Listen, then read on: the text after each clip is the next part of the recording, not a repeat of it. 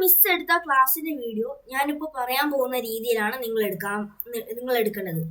My name is Divya K. Shailesh. I am studying in 8th standard GBHSS Balasheri. I am from Nirmalur and I am a student of Osla.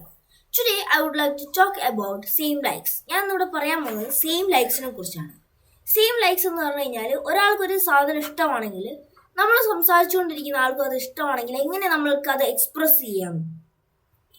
നമുക്ക് ഇപ്പോൾ സംസാരിക്കുന്ന രണ്ടാളുകൾക്കും like ആണെങ്കിൽ means dislike അല്ല, രണ്ടാൾക്കും ഇഷ്ടമുള്ള കാര്യമാണ് express ചെയ്യാൻ താല്പര്യമെങ്കിൽ നമ്മൾ me two and so do I എന്നുള്ള സെൻറ്റൻസസ് ആണ് യൂസ് ചെയ്യുക. ഇപ്പോൾ ഞാൻ ഒരു എക്സാമ്പിൾ പറഞ്ഞുതരാം.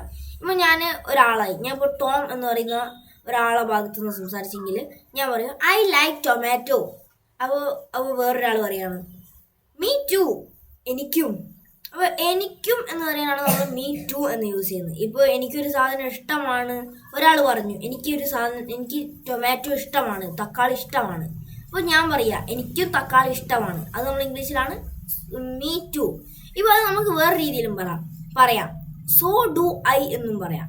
ഇപ്പോൾ വേറൊരു example, I like cars, so do I. So do I എന്ന് പറയുമ്പോൾ എന്താ മീനിങ്? എനിക്കും എന്നാണ് മീനിങ്. പിന്നെ ഇതിന് നേരെ ഓപ്പോസിറ്റ് ഡിസ്ലൈക്ക്. രണ്ടാൾക്കും ഇഷ്ടമില്ലാത്ത കാര്യം സംസാരിക്കുന്നെങ്കിൽ like I don't like fish, എനിക്ക് മീൻ ഇഷ്ടമില്ല. അപ്പോൾ ഞാൻ സംസാരിക്കുന്ന ആൾക്കും എന്താ മീൻ ഇഷ്ടമല്ല. അപ്പോൾ എങ്ങനെയാ പറയാം? മീ നൈദർ അങ്ങനെ പറയാം. ഇപ്പോൾ മീ ടു എന്ന് പറഞ്ഞ പോലെ നമുക്കും ഇഷ്ടമില്ല, എനിക്കും ഇഷ്ടമില്ല എന്ന് പറയാനില്ലെങ്കിൽ മീ നൈദർ. അതുപോലെ തന്നെ ഇനി വേറൊരു example, I don't like cars, എനിക്ക് കാർ ഇഷ്ടമില്ല.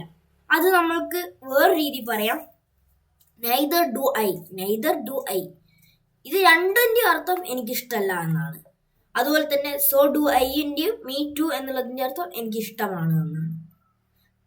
Thank you. ഇതുപോലെയാണ് നിങ്ങൾ ഇന്നത്തെ ക്ലാസ്സിൻ്റെ വീഡിയോ എടുക്കാനുള്ളത്.